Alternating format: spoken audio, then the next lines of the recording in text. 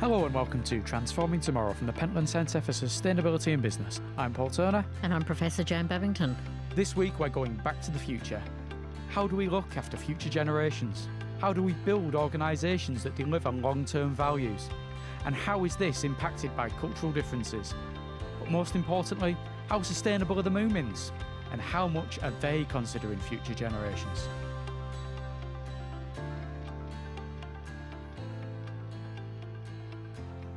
Jan, you have a grandchild. Yes, I do. Yes, you do. It wasn't a startling revelation to open up the podcast with. This isn't like an episode of This Is Your Life where you suddenly discover a long-lost family that you didn't know about. No, but I do have a wee grandson. Yes, I mentioned this because we're going to be talking about future generations today.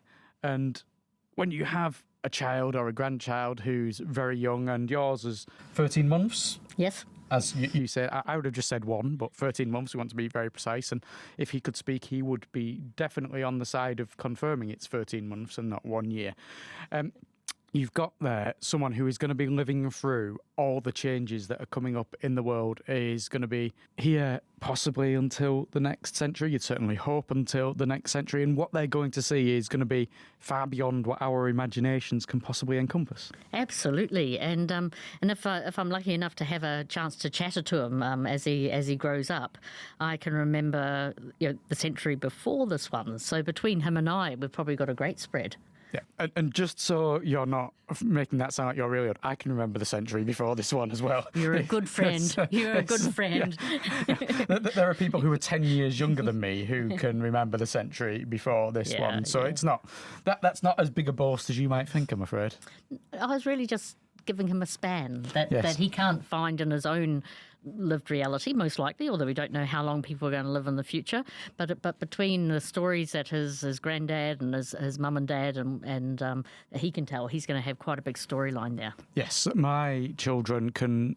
They've got an auntie who is in her mid-80s, so that's going back to before the Second World War, and she has some vague memories of what was going on during the Second World War. She was born in, I want to say 1939, but she'll kill me if I've accidentally added years to her. Don't need to hear this. Yes, yeah, no. That's it. I will make sure she doesn't get this particular episode. But yeah, that's it. So they've got people in their lives who've got memories going back 85 years, and then you've got them who I'd like to think might live another 85 years. So yeah, that spread there. So while this is fascinating, why are we thinking about generations, Paul? Because we're going to be talking about something called generational governance. Excellent. Is that all you have to say on the matter? Well, I think somebody else has much more to say on the matter. So yes, we'll start off there. Yes, we'll be discussing generational governance and what all that means, because it might not be a phrase that makes a lot of sense, with Professor Nick Barter. He's a friend of the show from Griffith University in Australia. He's spoken to us before about future normal, which I think we'll touch on again today. And I guess this kind of really builds on the ideas of future normal. Hello, Nick. Hello, Paul. Hello, Jan. Thank you for having me on the show. And I'd like to say, I think Nick's memory goes back to the last century as well. He does, but only just. He's young at heart. He does. Only just. You really do owe him work or something, don't you? I do. That is sad but true. Nick, welcome back to Transforming Tomorrow. So I want to touch back on the idea of future normal, which is the concept that essentially what normal is now isn't necessarily what normal is going to be tomorrow, and that the ways that businesses are operating is going to change, and the way they see how they operate is going to be different. Are we any closer to future normal being the new normal? I think in short, yes and no, and that's probably my way of saying that the future is always out there. It's just not evenly spread. And some organizations are leaning in, as we'll talk about, to how they operate, and operating with a principle of thinking about those who come after us, and lots of organizations don't. And it's part of what will come through today. I would say a whole bunch of other stuff is going on as well. Our politics is high at the moment, and it's creating all sorts of shifts and changes in how we think and operate. The one thing I can be sure of, though, that will always be there is people. And one thing I can be sure with people We will love and not love. We will be about others and we will be about self, and we will be all sorts of different spectrums. And in that regard, I think what we'll also know is what makes for a good life, I think, will always be consistent. And in that regard, helping others and setting an example for the next generation. And I think I mentioned that what makes for a good life, because I think it's also what makes for long-lasting great businesses. And it is when they're of service to their communities in the broad sense, and when they set an example for those who come after them. So. Yeah, you mentioned there something that I was thinking about, and the changes that have been even in the 12 months since we last spoke to the global political spectrum, particularly here in the UK, in the USA, and attitudes towards sustainability, attitudes towards various aspects of life, immigration, EDI, etc. And it just demonstrates how things can change so sharply, so quickly. And does that affect what the future normal is going to be? Does that change where we might end up in 10 years' time, or is it just a blip that will then even out over time?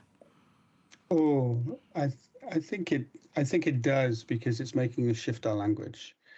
And language is so important in our sociological sense, because it shapes how we think, how we act, all the metaphors we use. So I do think it does. I think we're going to see definite shifts in how we talk about business, what we expect from business, who business serves. At the moment, as we all watch the Trump show, it seems like business must only serve Mr. Trump.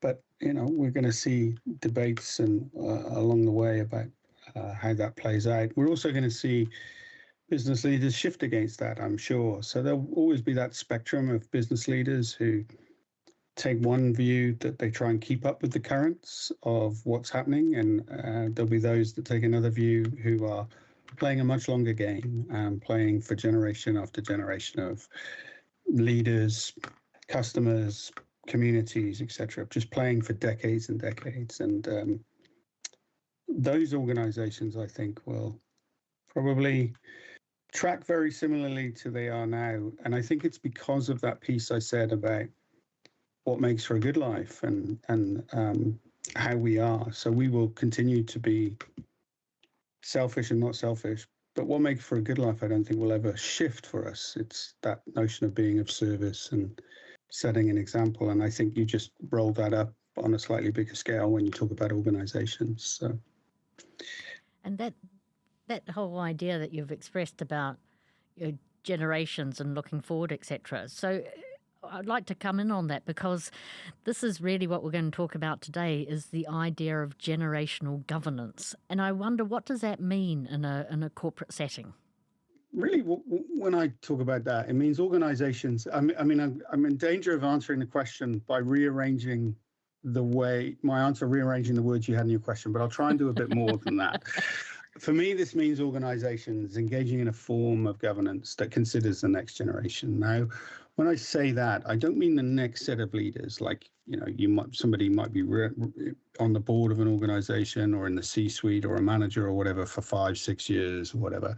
What I'm talking about when I talk about a generation is a period of 30 years. And the reason I'm using 30 years is just because it was a number that was landed on out of a really lovely paper, sociological paper I read from the 1960s. But also it kind of tracks with some of our sociologically constructed generations, Generation X, Generation Y. And it tracks very comfortably with the kind of typical age difference or between a parent and a child. So we can kind of get a nice handle on 30 years. And that's what I mean. So it's not the kind of next 5 or 6 years, it's a much longer period. And within generational governance, I oscillate around two things at the moment. I oscillate around all generation governance and next generation governance. And what I'm really saying there is all generation governance is where you might have a board populated not just by the average age of a board member, for example, is 60 years. So really what I'm saying is get age diversity into that board. That would be an all generation board, and have somebody maybe 30 years old, right? And I think that's an important thing to underline when I talk about the 30 years and the 60 years. There is, I'm not talking about teenagers. I'm talking about fully paid up members or economic agents. I'm talking about people that probably in most large organizations, there will be people of 60 working with people of 30, and they will be, they won't be straight, fresh graduates either. They will be, contributing economic agents within the context of the organization. And then the next generation board is really the idea that you might have a younger person advisory board to the main board, and that might be populated by that particular strata of people in their 30s or in and around their 30s. So I'm dealing in those few ideas. Right, let me step back. Long term, 30 years or more. All generations, so you have age diversity on the main board, or next generation, you have an advisory board populated by younger people in their 30s. I'm dealing in those two main ideas. And I haven't landed on one yet. The key principle here is getting time into the decision-making process and using the practical aspect of people being 30 years younger as a way to help understand the future they might want. Yeah, but also the future they might imagine as well. Because now I'm sort of approaching more of the age of your older people in that span. Then you can't think, what am I going to do in 40 years' time? Because you think, oh well, actually, am I going to be well in 10 years' time? So you have a whole different sort of perspective. So do we have good examples to draw from in these, either the all generation or the next generation approaches? Well, we have examples. The examples, a bit like my earlier comment, the future's out there, it's just not evenly spread. We have examples in companies. So some often quoted examples from my perspective would be Good Energy in the UK, who have a Good Future Board, which is younger people, Port of Amsterdam, which has a future-proof governance program. Even the clothing company Hugo Boss has a next generation board. And then I think even Pentland Brands has explored this, and likewise the Body Shop. And then on a more confidential basis, I've worked with a bank in this area too. All of these examples really are around that kind of next generation idea. I haven't seen anybody really go after the all generation idea. And then in the government area, an example that's, I think, well known is the country of Wales, part of the United Kingdom, which has its Wellbeing and Future Generations Act and a Future Generations Commissioner. And then I've always had a soft spot for Finland's Ministry of the Future.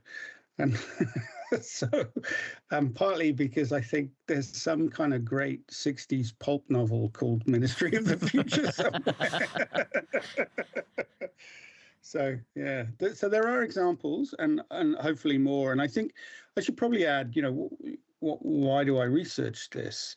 Because I want there to be more, because I want us to make organizations that last longer in terms of deliver longer term value, and that take on that example of how do we make decisions that bring in the next generation into that process, and actually decisions that are compatible with them. And for me, that really aligns that notion of suddenly you get organizations making decisions for the next generation that the next generation want, and then organizations tying their value for the long term as well. And so it seems to be a really nice synchronous thing. And I also want to tie it back almost, Jan, to our opening comment about your grandson.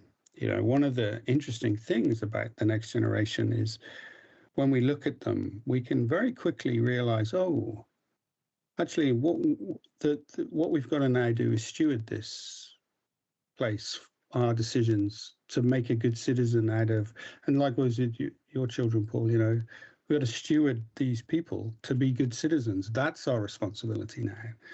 And I see that kind of ethic tied up in this. And if I was to be academic about it, I would quickly go to Rawls and his veil of ignorance and draw on the fact that not just the veil of ignorance around what kind of world would you want if you didn't know your gender, your color, your education, your socioeconomic group, etc., but also what kind of world would you want bequeathed to you, and would you want to bequeath to the next generation?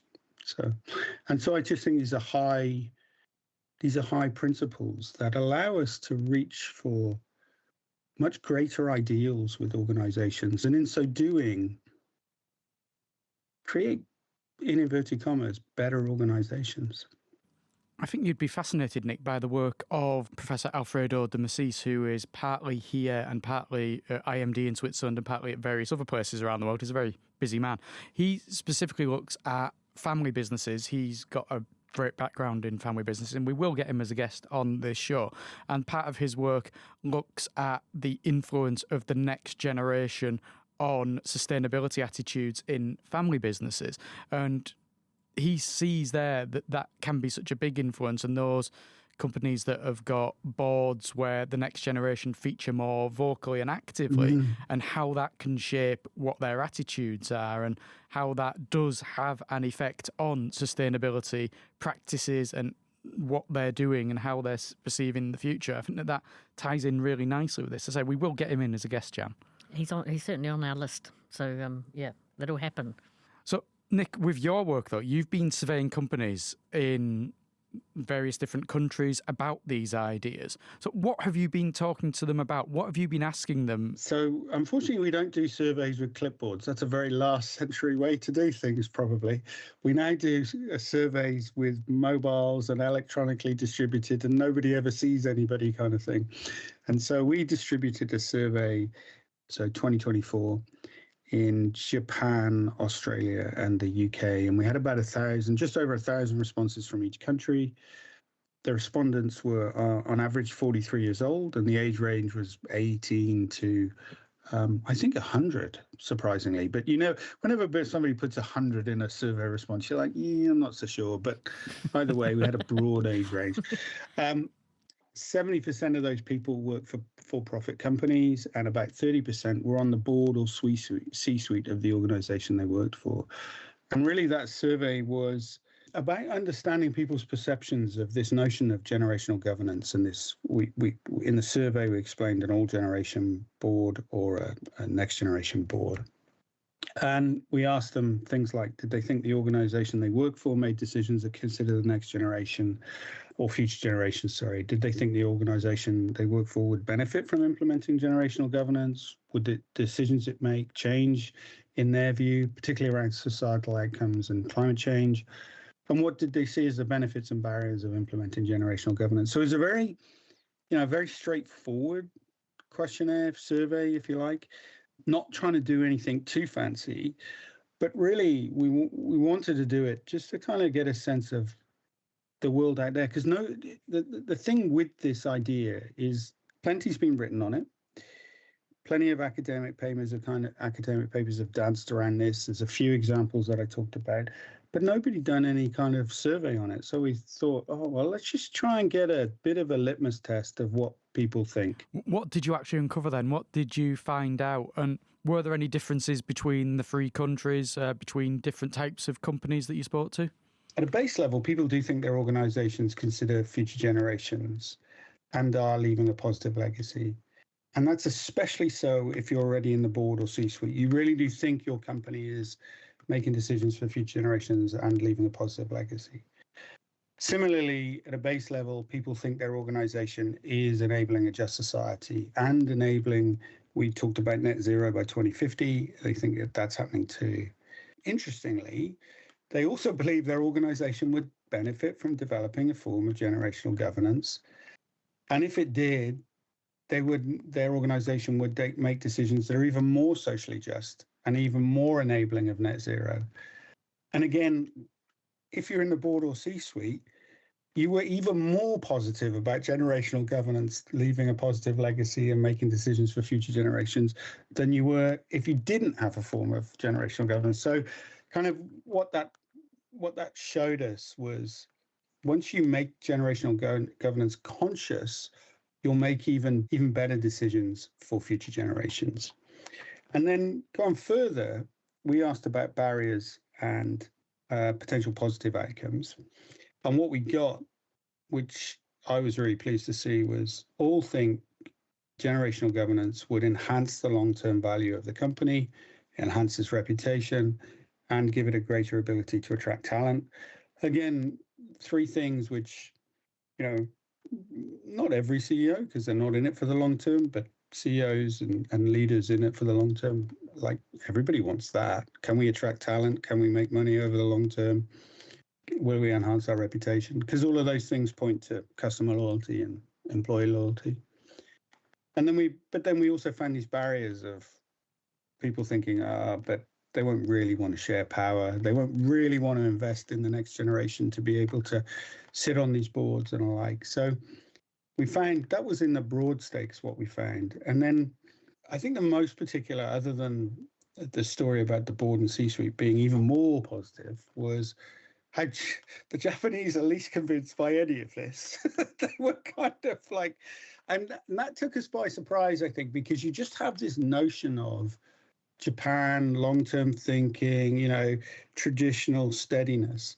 But they were just middle of the road on virtually every response. And thankfully, our Japanese colleague who was involved, Dr. Akihiro Omura, did identify some work that had been done by some other academics which showed this is very typical Japanese response to surveys, where they're kind of, everything's a 5 out of 10 all the time kind of thing. So, yeah, that was probably what surprised us the most. But overall, yeah, I think it was an endorsement for generational governance. And it's given us a kind of, oh, yeah, we're onto something here. And like all surveys, we've changed things now, we've learned from it, et cetera, et cetera. We wouldn't do the same one again. But it's given us a spur to go forward and get these results formally released, which we're still working on. But that'll be in the next few months. I would have thought between now and Q1 next year, hopefully, and then go to the next stage of the research. So, what I really like about that finding that we're pretty good, but we'd be much better, and that would sort of almost like, I think in answering the survey, that would maybe seed the idea in many people's minds, which I think is one of the great things of a survey. They're not just finding out, they're also conveying information. So if you had filled in that survey and you've decided, oh, wow, this is something I really want to investigate, how would a company or a member of a board or a senior manager actually get started on that process? Is there like a kit set to follow? Is there a set of guiding principles? What would I do next if you'd excited me? I've just answered your survey and I go, I want to do this. What I will say in response to that is I haven't come up with a set of guiding principles, but I actually, in preparation for this podcast, I thought, okay, I better start to think about what the next steps would be. And I actually wrote down, I think it's one of the things I'd really like to do over the next phase of this research is start to develop a set of guidelines about moving forward from this. But what I did was I wrote down a few things. And this is notwithstanding there are lessons from other areas. I think one of the most important lessons is you've got to expand people's horizons, and with that I mean time horizons. And I think one of the ways to do that. So the protocol I wrote down was pale blue dot, the philosophy of the organization, value for decades, and then how to intervene, and then implement and monitor. So the pale blue dot is really a reference to Carl Sagan's video, The Pale Blue Dot, which whenever you show it to anybody, they start to get a much better understanding of how they are here for 80 odd years, and thus they're stewards of a time. And once people can get into the place where they're stewards, they take a much more humble view of what they're doing in the organization and realize they can start to move to a place where they start to understand, oh, this job isn't yes, what I do and it matters to my personal reputation, but actually what I'm contributing is for this organization to continue to deliver for all its stakeholders through time. Once you've got that, I think you have to turn to what is this organization all about? What's it trying to achieve? And invariably make sure that captures things like who's it of service to, why is it of service? And then from there, it's very easy, I think, then to go to the conversation of, well, who's stewarding this organization? Where are the future customers coming from? Where are the future employees coming from? Who is likely to be? So really unpacking that conversation about where people are coming from, where they're going to, how long they'll last. So you start to add this timeline in for the organization that is beyond length in any conventional sense that they may have. And then you can start to say, how do we govern for the next 30 years? And you would start to bring forward the conversations I had about all generation or next generation and agree the parameters within which that would happen. And those parameters would really be about time, value, what you want to inherit, et cetera, et cetera. So starting to work up the kind of decision framework within that. And that's probably the details of that are what the next phase of this research is going to try and unpack a little bit more. So, particularly with Japanese companies, I'm aware that some of those go back hundreds of years. Yeah. It's you know, even something that you might think is uber modern, like say Nintendo, goes back to the 19th century. Albeit they didn't have Super Mario back in 1873, Jan, in case you were wondering. I could see from the look on your face. I know, I was just checking out your T-shirt to see if you're wearing a Super Mario T-shirt today. But No. It's nothing to do with Super Mario. But therefore, when you have companies that are so old, do they find it easier or harder to plan ahead for 30 years? Do they see 30 years as a period of nothing because they're so old, and what's 30 years in the grand scheme of things? Or do they say, yeah, we've had experience of planning for such long times in the past, so we know how we plan ahead for 30 years? Oh, yeah. No, so you're talking about what are called Shinsei companies, as what they're typically called. And there's a wonderful researcher, I've forgotten her name, but I think she's at Warwick, who's researched these. I think you may know her, Jan, actually. I've forgotten her name. And Paul knows her because she has a connection with Lancaster. Yes, yeah, I know exactly who you're talking about, Nick. It's Inan Sasaki, who used to be here at Lancaster, who's now at Warwick and has a great love of the Moomins because we bonded over our shared Moomin badges. I had one of Little Mai and she had one of the Moomins on her bags. Of course. But what's really nice is that I have met her as well and had a chat, and we'll make sure that we put in the show notes that we put some reference to her work. So if this is a point that's exciting you, dear listeners, you can go and listen to that. She's half Japanese, half Finnish. So it has absolutely fitted in with your provocation, Nick, that the Japanese are really super interesting, as are the Finns. So there we are. We have that right at the heart of us. We've kind of interrupted ourselves with talk about Moomins and Finland and everything. Go Moomins, though. Paul, get us back on track. The Moomins are very sustainable. That's what I'd say. They do a lot to look after the land and the people around them. Excellent. I don't know how they feel about next generation and generational governance. I don't know if Moomin Papa is considered what Moomin Troll needs to do in order to, properly progress 30 years down the line. We're getting even further off track now, aren't we? Yes. We are. Where were we? Nick, save us from ourselves. I remember the Moomins, and that's a generation ago. I think 30 years for any company that plans, like the companies you're talking about, Shinsei companies, typically been around for 200 years, 300 years, even 1500 years, one of the oldest. Nintendo falls in the 200 to 300 year age, I think. You've got a lot of companies in the UK that would fall into this as well, be they brewers or banks or all sorts of things, right? And then you've even got a few in North America, like, although I think it's just gone bust, as it were, a few years ago, but the Hudson Bay Company was falling into this.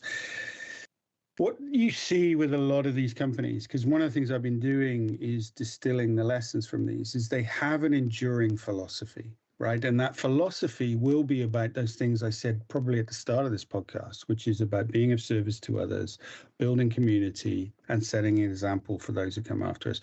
So I don't know exactly what they think of 30 years, Paul, but I'd hypothesize they go, that's nothing. We're thinking much, much longer term. And I think what I'm doing when I talk about 30 years and try and translate that to being it's about your kids or your nephew or niece is I'm trying to collapse the psychological distance. Because years ago, I did some research where I was asking people, which one moves you more? Talking about the atmosphere or the air you breathe, talking about the water you drink, or like liquid outputs, talking about the places you swim or the ocean. And what I found was people are much more, the survey that I did then, people are much more likely to act when you collapse the psychological distance. So when you make it about the air they breathe, they go, oh yeah, I'll do something about that. When you make it about the places they go, they'll do something about that. And hence, the 30 years allows me to quickly go, it's about your kids or it's about your nephew or something. And unless the psychological distance gets collapsed and allows you then to get people thinking much further forward. But to come back to your point, 30 years is really nothing in where I think we could go with thinking about these organizations. Shall we open our horizon back out to something that you said at the start, Nick, that I found really engaging, and that is the idea of sustainability in public dialogue and in political dialogue is getting increasingly contentious. And even ESG, which is a very sort of watered down version of sustainability, feels too contentious for some people. So is the idea of future generations or adopting future generations' thinking, is that as contentious? And if it's not, is that a way to keep this sustainability feel in play without antagonising people because there's words that they find triggering and a bit difficult to think about? I actually wrote a piece, because I have my own kind of website as well called futurenormal.net, and I actually wrote a piece called Beyond Sustainable Development, which was arguing that we've got lost in the word sustainability. People have lost sight of what it means. And we need to come back to the core Brundtland definition, which had humans at the center and basically humans now and future humans. And future humans are our kids and, alike. So I actually think when you talk about generations, so when you talk about, I think we opened up talking about your grandchild, Jan, but when we talk in that way, we can quickly get people to, it's not distant, it's close, it's not contentious. Everybody, like, it'd be a pretty strange person that said, you know what, I want the world to be worse for my kids than it is for me. You know, that's a pretty strange contention. And I'd love to meet the person. I'm sure maybe that person is out there and will reach out to me. But that's a pretty strange contention. And I think what you get when you talk about generations and future generations is you actually bring it back to what sustainability was all about. It's about people and us continuing. But you just make it much simpler because you make it about everything we care about. Like pretty much every human on the planet, I hypothesize, wants to set a good example for those that come after us, wants to leave some kind of positive legacy in the way they treat others, and wants whoever comes after them to kind of have a better go or have the opportunity to have a better go than they did. And so I think the whole shift away from sustainability to talking about generational thinking makes it easier, makes it almost beyond contention, because how could you contend with that? But it's still actually, once you follow the logic of it, brings forward all the other things that we consider, such as, can I pollute less? Can I tread less? Can I have a better impact on the community, et cetera, et cetera? I think it's an appropriate way forward. And I think it simplifies, because this sustainability word has become lost. And I think this is something we'll be discussing just before Christmas with one of our guests, Florencia Lugiani, about the language of sustainability and how you communicate sustainability and how sustainability maybe isn't a word you want to use with certain people, like maybe the general public, etc. That ties in very nicely with the discussion we're going to have then in a few weeks' time. Well, I suppose, Nick, on a discussion that we're talking about the next generation, it's suitable to end on a question about what's next. So what's coming next for you in this work and what's coming next in this sphere of work generally?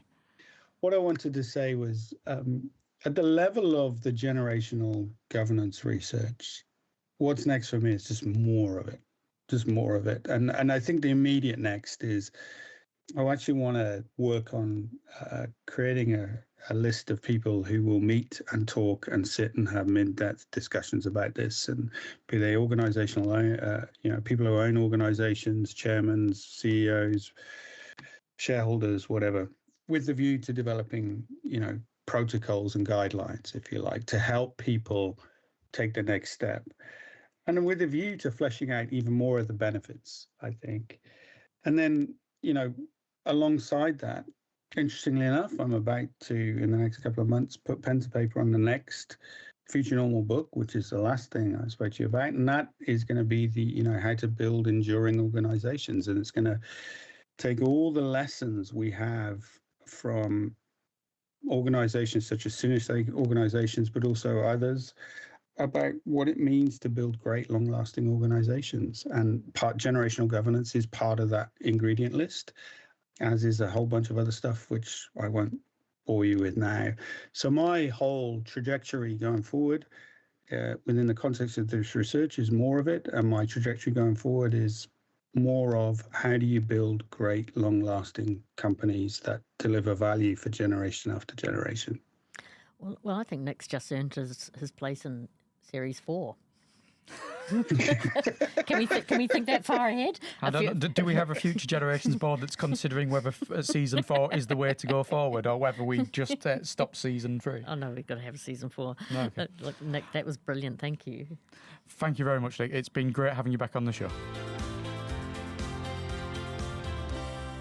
So, Jan, that's a lot to consider there. And my main worry is that your grandson is going to be demanding some kind of rights for the amount of times that we've mentioned him in this show.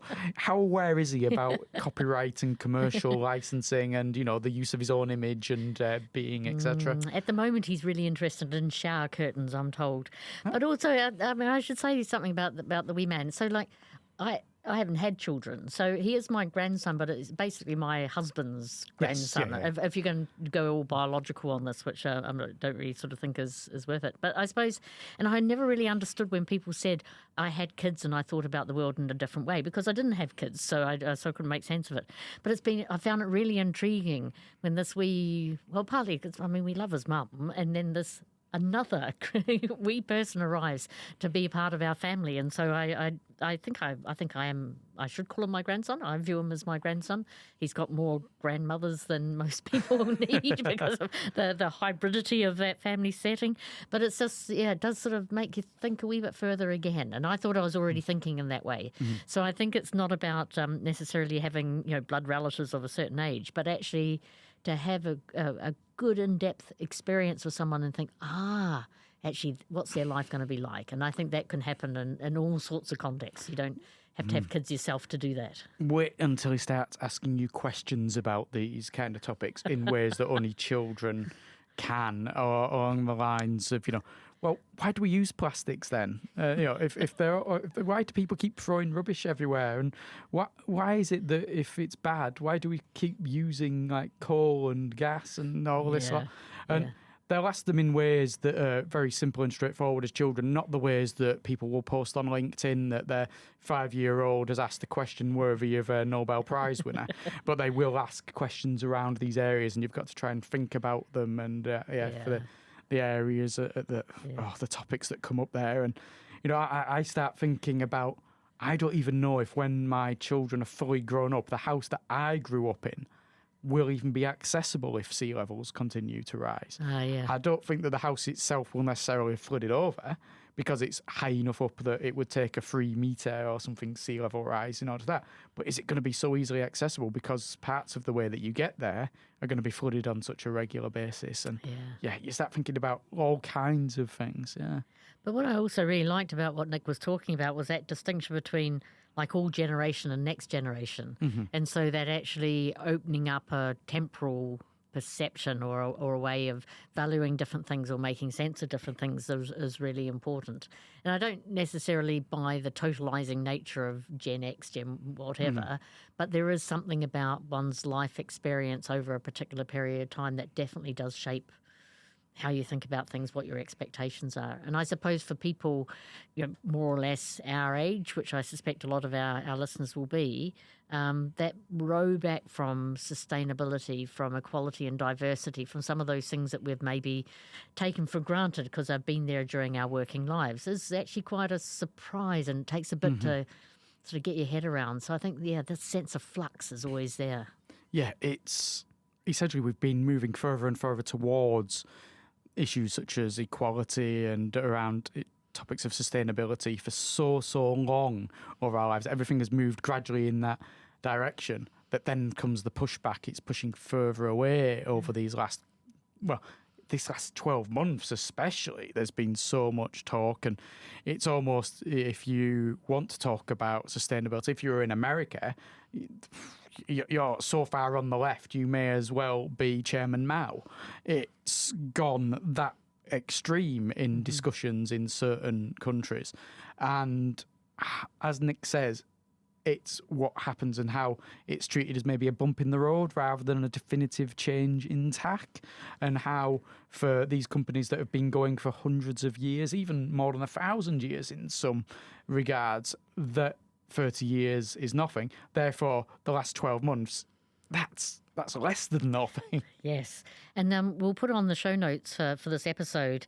The Pentland Centre did some work on longevity, resilience, and thinking about the future. So we had a conversation with some really engaging folk, thinking about some of those lessons from those Japanese companies to make sense of when these things happen. So we'll make sure that's in the show notes, because that's a piece of work we did a while ago, and it's sort of been sitting there, and I kind of like it aware it's there, but I think it is now just going to gel and crystallise with this work that's Nick's done, and is going to become, feed into that in a good way. So that's always good to have work in your pocket. Mm-hmm. And I think that something else that struck me from the Japanese companies, as well as the longevity of them there, was the fact that they always rate everything 5 out of 10, which makes me worry, for people who are employed by companies such as Uber there, knowing that if you get one rating less than 10 out of 10 in certain countries in the world, then you'll come up for a disciplinary and a big inspection of how you operate. But it also makes you feel that they do view everything in that long-term thing of, 5 out of 10, because we've seen in the past that it could be so much better, so much worse. Everything now is just normal. Yeah. I know, and that was something that we first passed the results. We go, Japan didn't do what we thought. Do we ask the right questions? And to ask questions of an Australian, a UK and a Japanese audience, the same questions, is actually maybe ill considered, but it's also quite hard. So actually understanding that some of those differences between countries are actually about cultural ways of answering questionnaires, not about actual underlying preferences. Mm-hmm. And I know we've spoken in the past about the work that you do around seafood agencies and stuff, and there's tie-ins there with Japan and the companies there, and how that they maybe do their reporting and such, and how it's different there. Yeah. Each country, and indeed each company, is going to have different attitudes and approaches. And I liked as well what Nick was saying, that they spoke to all these people, and lots of them like to think these companies, they're already doing stuff towards net zero 2050 and just society, that's going to happen, but that it could be happening better. Yeah, I thought that was an interesting. Yeah, we're great. We could be better. That's a pretty nice way to start a report, isn't it? Yeah, that's it. We're doing lots of good stuff, but that's not to say we can't be doing more. I like that. That's a really positive way to think about it, and that's their own perceptions of what they're doing, of course. What outside perceptions of what companies are doing is going to be different, and the reality is going to be different again. But it's good to sort of see that there's recognition from even those that recognise the need for change around sustainability issues, and they see themselves doing things. There's always room for improvement. Indeed. Well, there's always room for improvement on this podcast as well, Jan. I'll be giving you notes afterwards, and you can act upon them. And we'll see if you do indeed act upon them in our next episode, when we're going to be going once again into space, because frankly, we've only done a few episodes on space, and we just need to do more. Absolutely. I think that would be good. Yes, because we're going to be speaking to Mia Hammond, who's from the University of Washington, over on the far west coast. I say the far west coast, it's just the west coast. It's not like there's two coasts over there. From the west coast of America. She's going to be talking to us about the development of space in the Arctic specifically, and that region, and the effects there are on the people there, and why it is such an important region for space. And that's two out frontiers, isn't it? The frontier of the Arctic, and how it'll change as climate change passes through that region and is accelerating, but also space, the distant future. I'm looking forward to that. It's like you were doing a really bad Star Trek impersonation in space, the distant future. No, I mean Final Frontier. You're almost there. Yeah. Almost there. There's copyright reasons that we can't just carry on using the second one as the phrase for this research. Until then, thank you very much for listening. I'm Paul Turner. And I'm Professor Jan Babington.